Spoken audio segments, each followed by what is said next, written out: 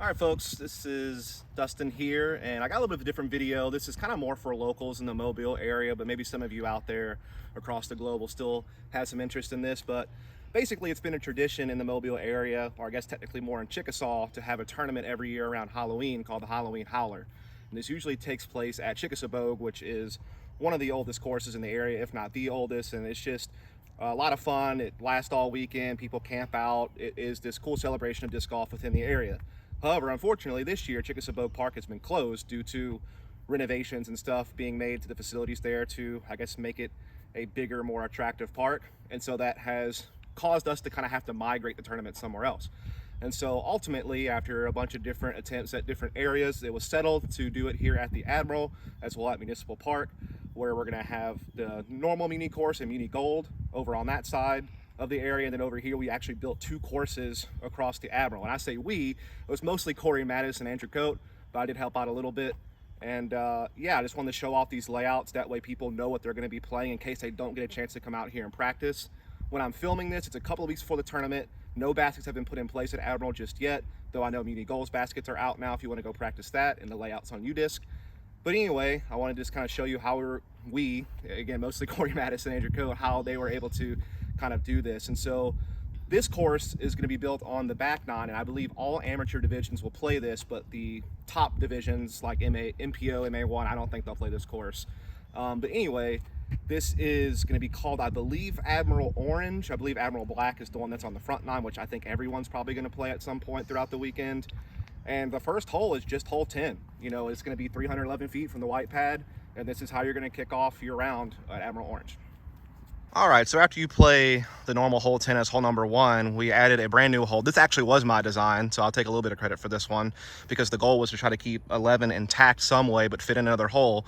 And so this hole is a 300-foot shot, kind of downhill, and kind of goes through this little gap here. And Tracy is actually pretending to be the basket. It's going to be roughly in that area. Subject to change a little bit, but basically you're going to have a 300-foot downhill shot. Plenty of options as far as routes you want to take. And that'll be that. So after you play this brand new hole number 2, you'll basically just walk along the path that my fiance Tracy is going, and you'll walk your way up to the red pad for hole 11. And this is going to be hole number 3. It's going to be 11 from the red pad, but one of the ideas for this was that we wanted to keep 11 intact, but we also wanted to change it up, because normally 11 plays as a par 4, and from the blue and white tee, most people just lay up somewhere short of the water and then pitch across and get their birdie. Don't really see people going for it. This time around, we're going to be using the red pad, which is going to, I think, incentivize people to try to go for the watercross off the tee, but it's going to be a par 3. That's right. No more easy eagles with a 280-something foot pin placement. You're going to have to go for it if you want the birdie. Definitely still going to be a very scoreable par 3, though, especially if the wind's down. So yeah, just normal red, which is, I think, just short of 290 feet, and that's going to be hole number 3. All right, so the next hole on the layout is just going to be normal hole number 12 from the white pad, just under 230 feet, dead straight shot. All right, so after you play hole 12, you're going to walk past the pin and immediately take this trail to your left over towards the splash pad and playground area. This is going to take us to what is going to be our next hole. All right, and so this is actually the next hole. Once you walk to that path, you'll get to that path there. You'll get to this double tree area. We're going to tee off from somewhere back of this gap. I believe this is going to be a double mando, so that way no one's throwing any big hyzers over the splash pad. And it's going to be right around 250 feet where Tracy's standing. Just, you know, a gap shot. Don't have to go too far. There is a little bit of a downhill to a ditch behind the pin, so it makes the putt a little bit more scary. But other than that, it's a pretty straightforward extra hole here. All right, so the next hole, you're going to come to this corner, which is basically after you just cross all the playground equipment over there. You're going to tee off from here. You have a couple different gaps, but you're basically throwing towards that pavilion in the background. The basket will be somewhere between that pavilion and the fence to the left of it, about 280 feet. And that will be the next hole on this course. So I apologize. I don't know the exact tee-off location for this next hole, but I believe we're on hole 7 on the layout at this point. And essentially, it's going to be somewhere between 250 and 280 feet. Going to be a few different gaps you can take, and the basket, I believe, is going to be on top of that stump. And that'll be the next hole on the course. All right, so I believe now we're at hole number 8 on the layout, if I'm not mistaken. Sorry if I got the numbering wrong. I'll have it down below. But the next hole is just normal hole 13 from the white/blue pad at 281 feet. And that's that. All right, so now we're at hole 9 for our layout, which is essentially just going to be hole 14 from the blue pad. It's going to be a 300-foot shot, and the basket's basically going to be somewhere near that wooden bridge. So it's pretty much a dead straight shot towards the Viking Trail sign, and that's going to be that. So after tapping in on the basket here near the bridge for hole number 9, hole number 10 is actually another one of my ideas, so you can blame me for this one, everyone. But essentially, you're going to tee off on the Viking Trail. You're going to tee off somewhere here early on in the Viking Trail. Probably once it kind of gets straightened out, like maybe right here or so where I'm standing. And it's basically a slight dog leg left, 200-foot shot. So pretty short, but definitely technical. And that'll be the next hole on the course. After that, you're going to cut through the Viking Trail and essentially head your way back towards the fairway of hole 14 for the next one. So then hole number 11 on the layout is essentially an abridged version of hole 14. It's only going to be about 240 feet. I don't know the exact tee position, but I'm basically standing on what the line's going to look like. And all you need to know is that you're going to be about 240 feet from the pin. Just a left to right moving shot and get you on your way. So the next hole in the layout, I believe, is hole number 12 if I didn't mess up. This is going to be off the tee of 15. The blue tee is going to be a 200-foot dead straight shot towards that corner of the fairway. So if you see that pine tree on the left, it's probably going to be a little bit forward and a little bit to the right of that. Just, you know, your standard gauntlet tunnel shot. And this is kind of a theme you've probably already noticed, but it's going to kind of carry on throughout both these layouts as we had to split up basically these par 4s and par 5s into 2 holes to get enough holes to have a 36-hole facility to facilitate this tournament. And so, yeah, that's the next one. All right, folks, so the next hole is you basically walk past that corner. We just wanted to get to a point where we felt like people would be safe of the hole behind them. You're going to be basically lined up somewhere dead center of the fairway. I don't have an exact tee location just yet. Maybe it's going to be offset a little bit to the left or right. But this is kind of generally what type of look you should have. It's going to be about 250 feet to the pin. And I think it's going to be centered up to where you can either take either route that you want, basically, is what I hope the goal is. I think that's what I remember. Again, these things are subject to change, and I'll certainly make edits if I need to. I'm going to try to film some practice rounds as well here once the baskets are in, but I'm having some health issues, to be quite honest with you, so I don't know if I'll get a chance to, but that's why I wanted to put this video out. But anyway, this should be the next hole on the layout. All right, so the next hole is you'll just cut through like you normally would to hole number 16 on the normal layout, and you will basically throw this 260-foot shot dead straight from the same white tee and blue tee that you're used to. So now we're on hole 15 of the layout. This is going to be off the blue tee of hole number 17. And essentially this hole is going to be right around 300 feet, maybe just above, closer to 325, somewhere in that range. But essentially it's going to be either some type of hyzer flip up the right-hand side or some type of dead straight shot. Is basically right at that cluster of trees that I'm zoomed in on. The basket should be somewhere next to them, I think to the left if I'm not mistaken. And that is going to be the next hole on the course here. All right, so for the next hole, you'll walk past that group of trees where the basket is a pretty good distance, and it'll set you up for about a 300-foot shot here on the normal basket for hole 17. I believe that will be hole number 16 on the layout if I've got my stuff correct here. Pretty straightforward shot. It might even be further up than I have it filmed. I just know that the distance we measured was 300 feet, so whatever that is, you'll be roughly in this position. All right, I'm gonna be level with you folks. I got a lot of walking to do today because I still have to film the other layout, so I'm not gonna walk all the way down there. But essentially, hole 17, you will be teeing off from the blue tee on the normal hole 18 for the course. It will be a shot that eventually has to move slightly to the right off the tee because the basket should be tucked in somewhere near this little trail just past the white tee. I think it's gonna be 275 feet. Pretty much a dead straight shot, but a little bit of right movement would probably set you up even closer. And finally, your last hole on this layout is going to be normal hole 18 from the red tee, 579 feet. I believe it will play as at least a par 4, maybe a par 5. I'm pretty sure everything else on this layout is going to be a par 3.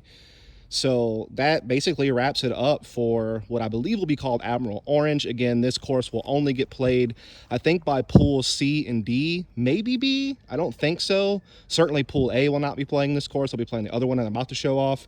So basically, in just a few moments here, we're going to be showing you the other layout. All right, folks, so that was Admiral Orange, built on the back 9 of the course. Again, that's going to be mostly for AMs, but this course is actually going to get played, I think, by everyone at some point throughout the course of the weekend, including the pros on the second day of the tournament.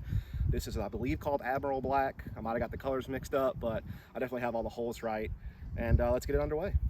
All right, so hole number 1 for this layout is going to be off the blue tee. For hole number 1, it is a shot that'll move up and to the right where you see my fiance Tracy standing.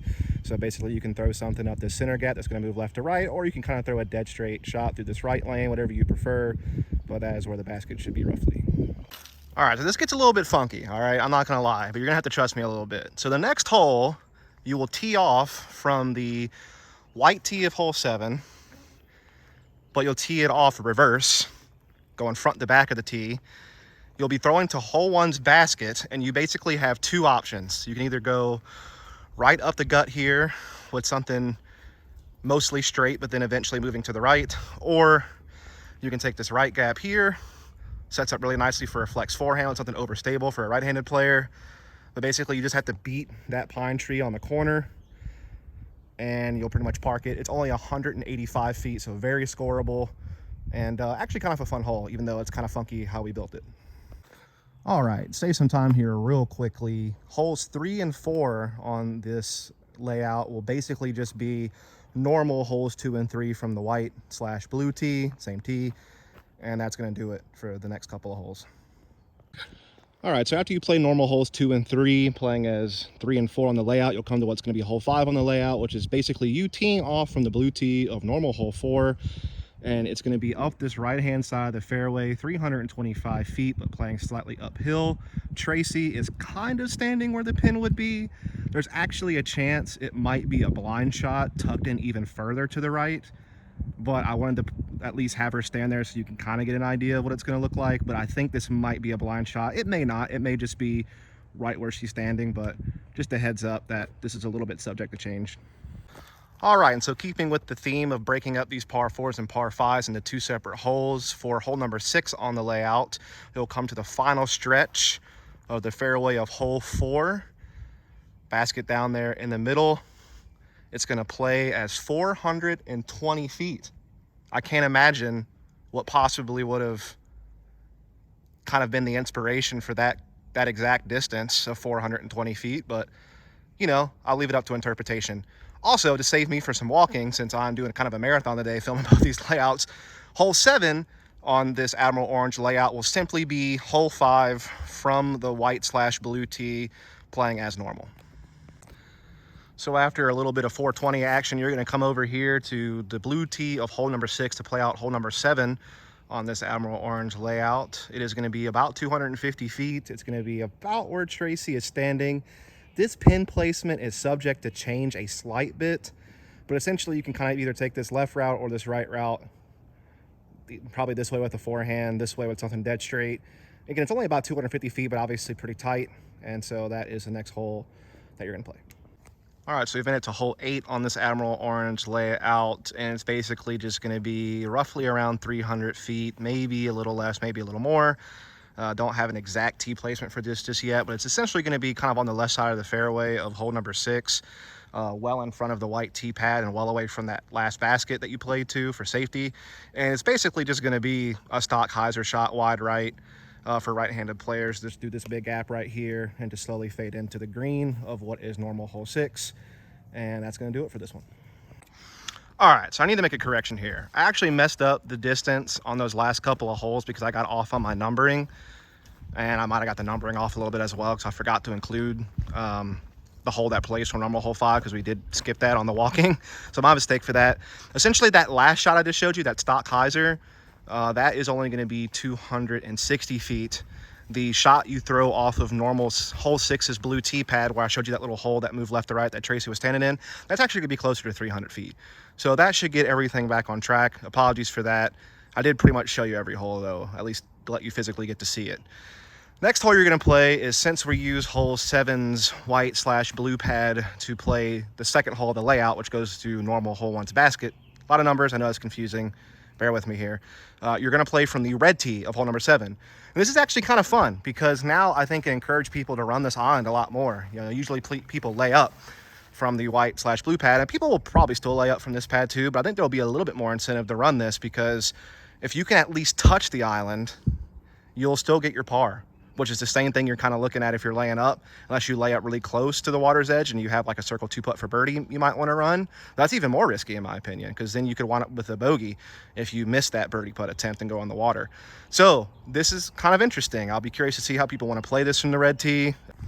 So I got my numbering wrong a little bit earlier, but yeah, the last hole that I just showed you, which is basically hole 7 from red's tee to the island, that is hole 10 on this layout. I think I'm back in order now. So this is going to be number 11 on the layout. You're going to be playing from hole 8's blue tee, and you're going to be playing to a basket about where Tracy is standing. It's 275 feet. It is at the crest of the little uphill slope there before you get to the plateau of hole 8's fairway. And so basically you kind of have two options. You can go up the normal gap that most players take to play 8's basket and just have something that moves left to right, or you can play up this right gap and have more of a straight shot, but obviously a low ceiling. All right, so for hole 12 of this layout, you'll walk to your left from the previous pin where my fiance was standing, and you're gonna play this shot from the bottom of the hill. It's gonna be 345 feet, but playing slightly uphill. It's gonna be a tunnel shot with woods to your left and these small trees to your right. Obviously, you can throw something over the top of these trees to your right and kind of crash in if you wanna play something safer, or you're gonna need a hyzer flip shot that can travel quite a ways to say in the center of their fairway to try to give yourself a birdie putt. This is gonna be a tough one to get for AMs, but I think it's gonna be a lot of fun for pros. There is a chance that there's gonna be some OB on this left-hand side just because there's barbed wire over there. And obviously it's a safety issue, and then people have disputes about whether it's across the fence or not, and blah, blah, blah.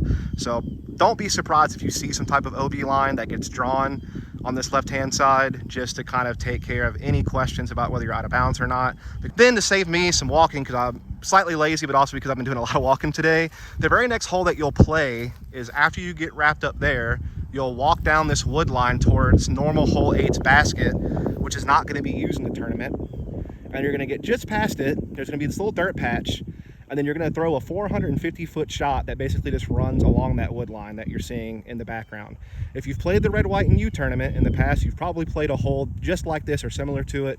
It's very much the same thing. It's essentially a dead straight shot with woods on your left and lots of wide open airspace to your right-hand side, and it is just a straightforward distance shots about 450 feet. So going to be tough to get for a lot of players just due to the distance, but it should be a lot of fun just to finally let one loose.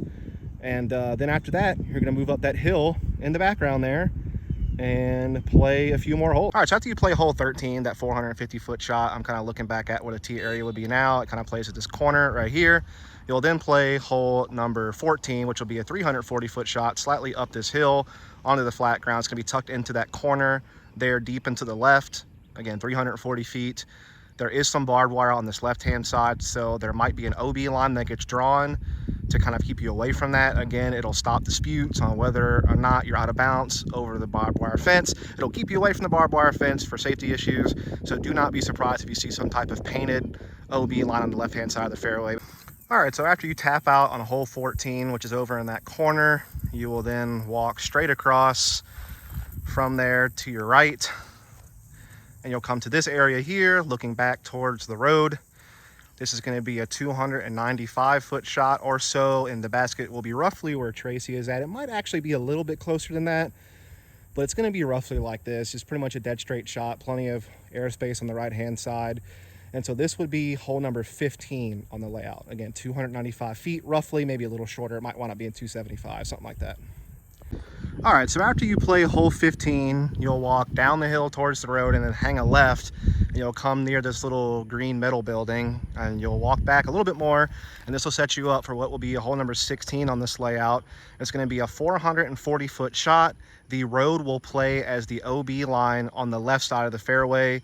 The basket will be down there at the bend to the right of the little sewage system there in the grass.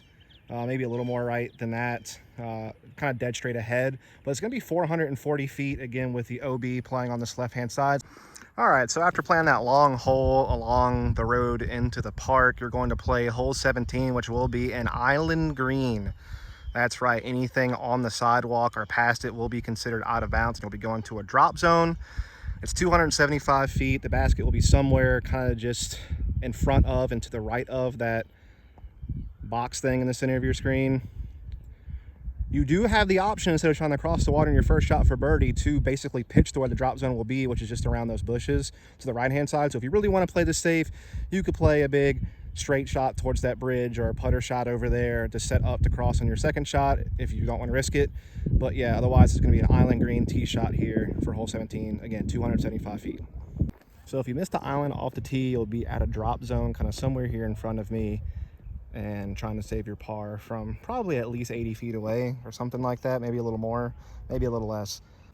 And so for the final hole on this layout, you will simply be playing number 9 on the normal course from the white/blue tee, so just under 275 feet.